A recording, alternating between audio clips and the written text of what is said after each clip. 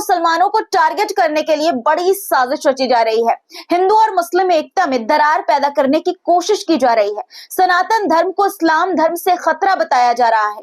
देश का धार्मिक सौहार्द बिगाड़ने की कोशिश की जा रही है। हैरानी की बात यह है कि जिन लोगों पर समाज और देश को जोड़ने की जिम्मेदारी है, वही ये काम कर रहे हैं। धर्म का मुखौटा पहनकर मुसलमानों को बदनाम करने में कौन लोग शामिल हैं और मुसलमान और इस्लाम धर्म को लेकर किस तरह से नफरत के बीज बोए जा रहे हैं, आज के इस वीडियो में इन तमाम चेहरों को बेनकाब करेंगे। हर एक बात, हर एक डिटेल आपको बताएंगे। बात उस खबर की भी होगी जिसमें एक बिल्ली की वजह से, जी हाँ, एक बिल्ली कैट की वजह से हिंदू और मुसलमान के बीच फसाद की नौबत आ गई। मुसलमानों के खिलाफ नफरती सियासत को लेकर प्रधानमंत्री मोदी और सीएम योगी और गृह मंत्री अमित शाह पर क्या बड़ा खुलासा हुआ है, इसका भी जिक्र होगा। साथ ही महाकुंभ को लेकर किस तरह से योगी सरकार और संत समाज की तरफ से महा झूठ बोला गया है। अयोध्या के पीठाधीश्वर ने इस पर क्या बड़ा खुलासा किया है। तमाम बड़ी खबरें आपको डिटेल के साथ आज के इस वीडियो में बताने वाली हूँ, इसलिए पूरा वीडियो बिना स्किप किए देखिएगा। और दोस्तों, वीडियो शुरू करने से पहले गुजारिश की लाइक जरूर से कर दीजिएगा। कमेंट में जहां से आप हमारे ये वीडियो देखते हैं वहां का नाम जरूर लिखिएगा अपने नाम के साथ, और अपनी राय भी दोस्तों जरूर लिखा करिए। चलिए अब शुरू करते हैं वीडियो। द लाइव टीवी, सच सबसे आगे। आदाब, नमस्कार, मेरा नाम है मिसबा खान और आप मुझे द लाइव टीवी पर देख रहे हैं। अगर आपसे ये सवाल पूछा जाए कि तमाम धर्मों में सबसे बेहतर धर्म कौन सा है, तो जाहिर सी बात है कि ज्यादातर लोग अपने धर्म को ही बेहतर बताएंगे। मुसलमान कहेगा कि इस्लाम बेहतर है, हिंदू कहेगा कि सनातन धर्म बेहतर है। अगर आपसे ये पूछा जाए कि सबसे खराब धर्म कौन सा है, इस सवाल का आम राय में यही जवाब होगा कि कोई भी धर्म जो है वो खराब नहीं होता। सभी धर्म अच्छा है और इंसानियत का पाठ पढ़ाता है। लेकिन खुद को धार्मिक ठेकेदार बताने वाले आम राय से अलग नफरती सोच रखते हैं। उन्हें अपना धर्म सबसे प्यारा लगता है, जबकि बाकी धर्मों से वो नफरत करते हैं, घृणा करते हैं। इस फहरिस्त में सबसे ऊपर जो नाम आता है वो है नरसिम्हानंद का, जो इस्लाम धर्म को दुनिया की सबसे बड़ी समस्या बताता है, वो भी अजीबोगरीब तर्क देकर। उसका ये नफरती बयान आपको एक बार फिर जो उसने दिया है वो मैं आपको सुनाना चाहती हूँ, सुनिए पहले। लेकिन भारत की सबसे बड़ी समस्या वही है जो इस समय पूरी धरती की सबसे बड़ी समस्या है, और वो समस्या का नाम है इस्लाम। आपके घरों में एक बच्चा और उनके घर में कम से कम 10 बच्चे, और 10 साल से छोटे बच्चे, आचार्य जी, आपसे 2.5 गुना उनके घरों में। सुना आपने, नरसिम्हानंद के पास हर खुफिया रिपोर्ट है। भारत के 140 करोड़ की जनसंख्या में तमाम धर्मों के परिवार में कितने बच्चे हैं, हिंदू के कितने बच्चे हैं और मुसलमानों के कितने बच्चे हैं, हर बच्चे का रिकॉर्ड इनके पास मौजूद है। अपने इसी खुफिया रिपोर्ट का हवाला देकर वो सनातन धर्म को इस्लाम से खतरा बता रहा है और भारत को इस्राइल से सबक लेने की सलाह दे रहा है कि कैसे निपटा जाए इनसे, मतलब मुसलमानों से, इस्लाम से। देखिए आप, 10 साल के अंदर सनातन धर्म की अंतिम शरण स्थली हमसे छिनने वाली है। इसके बारे में चर्चा करते हुए मैंने अभी तक एक भी आदमी को नहीं देखा। दबाव है इजराइल पर, समझौता भी करना पड़ा, लेकिन गोलियां बंद नहीं हुई हैं, यहूदियों की तोप ठंडी नहीं हुई है। केवल 90 लाख यहूदी हैं। भोली भाली आम हिंदू जनता को भड़काते हुए नरसिम्हानंद ने कहा कि अगर मुसलमानों को सबक नहीं सिखाया गया तो 10 सालों के अंदर राम मंदिर को टूटते देर नहीं लगेगी। मंदिर हमने बनाया 500 साल के संघर्ष के बाद, केवल 10 साल के अंदर वो फिर से टूटने वाला है। सुना आपने, नरसिम्हानंद किस तरह से हिंदू और मुसलमानों के बीच दरार पैदा करने में जुटा हुआ है। हिंदू धर्म को इस्लाम से खतरा बता रहा है, धर्म के आधार पर समाज को बांट रहा है।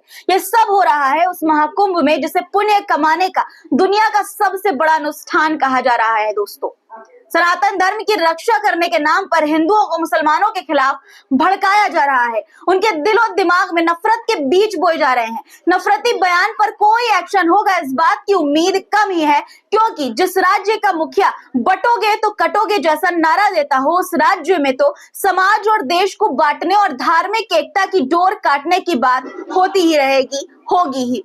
चिंता की बात तो यह है कि इस तरह के नफरती बयान के खिलाफ आवाज उठाने की जगह इसे सबक की तरह लोगों को याद कराने की हिदायत दी जा रही है, याद करने की हिदायत दी जा रही है।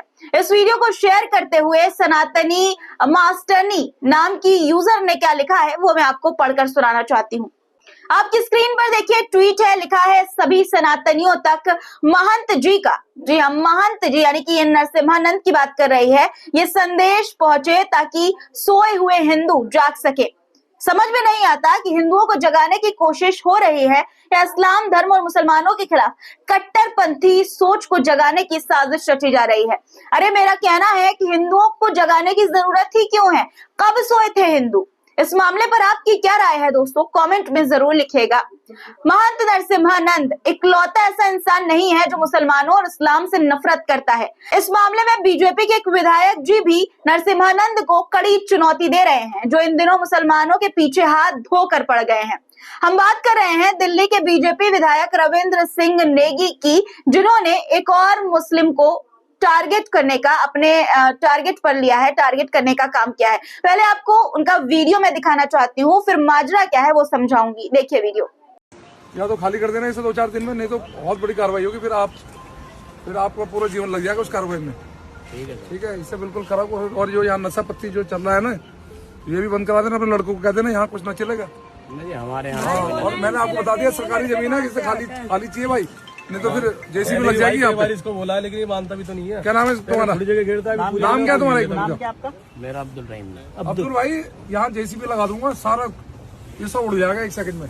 आप ये सरकारी जमीन में बैठे हो, आप डीटीए की, भारत सरकार की जमीन है, किसी की हिम्मत नहीं है कि यहाँ कब्जा कर ले। तो आपको मैं समझा रहा हूँ पहले प्यार से, भाई के नाते, ये 2-3 दिन के अंदर समेट लो अपना, नहीं तो जेसीबी बुलाऊंगा, एकदम सब कर दूंगा तामझाम पूरा एक तरफ। इस बार विधायक जी ने कबाड़ी वाले को पकड़ लिया, क्यों? क्योंकि वो मुस्लिम था। अब्दुल रहीम की दिल्ली में पटपड़गंज इलाके में एक खाली प्लॉट पर कबाड़ी की दुकान है। विधायक जी का मानना है कि ये डीडीए की जमीन है, लिहाजा उसे खाली कर दे, वरना 3 दिनों के अंदर वो खुद बुलडोजर लेकर यहाँ पहुंच जाएंगे। सवाल ये है कि क्या डीडीए की तरफ से अब्दुल रहीम को जगह खाली करने के लिए कोई नोटिस मिला है? जवाब है नहीं। क्या किसी आम आदमी ने अब्दुल रहीम के खिलाफ किसी बात को लेकर शिकायत की है? इसका भी जवाब है नहीं। फिर विधायक जी किस हक से उन्हें यहाँ से हटाने पर आमादा हैं? मैं अब्दुल रहीम का बचाव नहीं कर रही हूँ। अतिक्रमण करने वाला कोई भी इंसान हो, कोई भी धर्म हो, किसी भी धर्म जाति का ही क्यों ना हो, अतिक्रमण करने का विरोध हम भी करते हैं, लेकिन हम ये भी कहते हैं कि अतिक्रमण को लेकर धार्मिक भेदभाव नहीं होना चाहिए। दिल्ली में ठेले पर सब्जी बेचने वाले या फिर छोटा मोटा सामान बेचकर अपने परिवार का गुजारा करने वाले, गुजर बसर करने वाले, चलाने वाले भी सड़क पर अतिक्रमण ही करते हैं। क्या विधायक जी वहां से भी उन्हें हटा देंगे, उनके पेट पर लात मार देंगे अतिक्रमण कहकर? दिल्ली में अमीर लोगों के घरों के बाहर महंगी महंगी गाड़ियां खड़ी रहती हैं, उन्होंने भी सरकारी जमीन पर अतिक्रमण कर रखा है, फिर अपनी गाड़ी पार्क कर रखी है। क्या उनके खिलाफ भी बीजेपी विधायक आवाज बुलंद कर रहे हैं? विधायक जी, आप अतिक्रमण के खिलाफ आवाज उठाइए, हमें कोई आपत्ति नहीं है, लेकिन अतिक्रमण हटाओ अभियान की आड़ में जो आप दिल्ली में मुस्लिम हटाओ अभियान चला रहे हैं, हमें इस बात से बिल्कुल दिक्कत है। दोस्तों, दिल्ली के विधायक जी के एक्शन का 3 वीडियो मैं आपको दिखाती हूँ, जिससे देखकर आपको इनका जो अभियान है, अतिक्रमण हटाओ अभियान, वो आपको उसकी मंशा क्या है, उसके पीछे की साजिश क्या है, वो समझ में आ जाएगी। आपकी स्क्रीन पर 3 वीडियो है। एक वीडियो में विधायक जी ने भारत में रहने वाले मुसलमानों को ही मुगलों का वंशज बता दिया। दूसरे वीडियो में आप डेयरी का धंधा करने वाले एक मुस्लिम दुकानदार के पास चले गए और साइन बोर्ड पर मुस्लिम नाम नहीं लिखने पर दुकान बंद कराने की धमकी दे डाली। और आज विधायक जी ने एक मुस्लिम कबाड़ी वाले को सरकारी जमीन का हवाला देकर उसकी रोजी रोटी छीनने की साजिश में लग गए। वो उसकी रोजी रोटी पर लात मार दिया उन्होंने। सवाल यह है कि कानून तोड़ने का ठेका सिर्फ मुसलमानों ने ले रखा है क्या? क्या विधायक जी की नजर में सारे हिंदू दूध के धुले हो गए हैं और उनके दामन पर कोई दाग नहीं है? दाग तो आपकी इस नफरती सोच में है विधायक जी, जिसकी वजह से आप मुसलमानों को टारगेट कर हिंदुओं का रहनुमा कहलाने की फिराक में जुटे हुए हैं। शायद इस कोशिश में कि मोदी, शाह, योगी, गिरिराज सिंह के साथ आपके नाम के आगे भी हिंदुओं के फायर ब्रांड नेता का तमगा लग जाए। दिल्ली के अलावा मुसलमानों के खिलाफ नफरती माहौल बनाने का एक और वीडियो बीजेपी शासित राज्य छत्तीसगढ़ से भी सामने आया है। रायपुर में पुलिस ने यहाँ एक मुस्लिम युवक की परेड निकाली जिसमें सैकड़ों लोगों की संख्या में कट्टर हिंदुत्ववादी लोग शामिल थे। परेड के दौरान कट्टर हिंदुओं ने हिंदुस्तान में रहना होगा तो वंदे मातरम कहना होगा, जय श्री राम जैसे नारे लगाए। पुलिस ने भी मुस्लिम आरोपियों को इस तरह से तमाशा बना दिया मानो पुलिस ने किसी खूंखार आतंकी को गिरफ्तार किया हो जो हमारे देश पर आतंकवादी हमला कर रहा था। और हर किसी को इसका चेहरा पहचानने की जरूरत है। जिस मुस्लिम युवक की परेड निकाली गई उसका नाम तौकीर खान है। आरोप है कि उसने एक धार्मिक रैली के वीडियो पर अपनी इंस्टाग्राम स्टोरी पर छोटा पाकिस्तान लिखा था। अब पुलिस से हमारा सवाल ये है कि मुसलमानों के खिलाफ बोलने पर क्या किसी हिंदू की भी इस तरह से परेड, इस तरह से रैली आपने निकाली है या ये नियम सिर्फ मुसलमानों पर ही लागू होता है? इस मामले पर आपकी क्या राय है दोस्तों, कमेंट में लिखिएगा जरूर। खोदा पहाड़ निकली चूहिया, ये कहावत तो आपने सुनी ही होगी, लेकिन क्या खोदा पहाड़ निकली बिल्ली आपने सुना है? हैदराबाद में कुछ इसी तरह का वाकया सामने आया है। दरअसल हैदराबाद में एक हनुमान मंदिर में मांस का टुकड़ा मिला। बिना सच जाने कट्टर हिंदुओं ने बवाल खड़ा कर दिया। इसे साजिश का हिस्सा मानते हुए इसके पीछे मुस्लिम कनेक्शन के सबूत तेजी से तलाशे जाने लगे। गनीमत रही कि पुलिस ने सीसीटीवी देख लिया, जिससे ये पता चल गया कि ये किसी साजिश का हिस्सा नहीं बल्कि एक बिल्ली की कारस्तानी है। उसने ही मांस के टुकड़े को मंदिर में रखा था, यानी कि कहीं से वो लेकर आई होगी खाने के लिए। उसने मंदिर में वो टुकड़ा रखा और फरार हो गई। बवाल के बाद सच्चाई क्या निकली देखा आपने। इसलिए दोस्तों हमने कहा था कि खोदा पहाड़ निकली बिल्ली। मुसलमानों के खिलाफ देश में किस तरह से नफरत के बीज बोए जा रहे हैं, इसको लेकर सनसनीखेज खुलासा हुआ है। इंडिया हेट लैब नाम के एक रिसर्च ग्रुप की रिपोर्ट में यह बताया गया है कि भारत में अल्पसंख्यकों, खासकर मुसलमानों के खिलाफ हेट स्पीच यानी नफरती भाषण दिए जाने के आंकड़े में बहुत बड़ा उछाल आया है। इस तरह के भाषणों में एक साल में 74% यानी कि 74% वृद्धि देखी गई है। इंडिया हेट लैब नाम के एक रिसर्च ग्रुप की रिपोर्ट के मुताबिक भारत में 2024 में दिए गए नफरत भरे भाषणों की सूची में सबसे आगे उत्तर प्रदेश के मुख्यमंत्री योगी आदित्यनाथ रहे हैं, जिसमें 86 बयान इस कैटेगरी में आए हैं।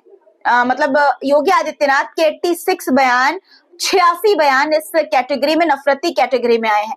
ये कुल नफरत भरे भाषणों का 7.4% था। प्रधानमंत्री नरेंद्र मोदी भी 63 यानी कि 63 भाषणों के साथ सूची में थे। दिलचस्प बात ये रही कि टॉप 10 में 6 राजनेता शामिल थे, जिनमें केंद्रीय गृह मंत्री अमित शाह का नाम भी शामिल था। इसी ट्वीट के मुताबिक 2024 में नफरत भरे भाषणों की घटनाएं तेजी से बढ़ी हैं।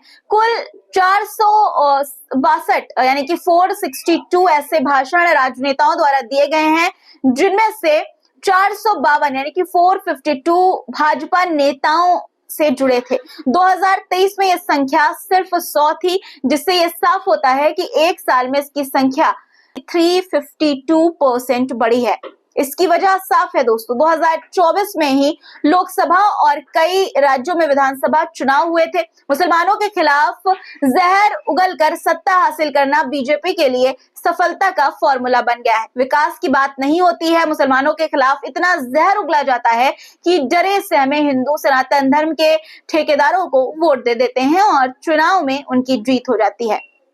अब बात महाकुंभ की करते हैं। महाकुंभ में भीड़ जुटाने के लिए, भक्तों का रिकॉर्ड बनाने के लिए क्या क्या दावे नहीं किए गए थे दोस्तों।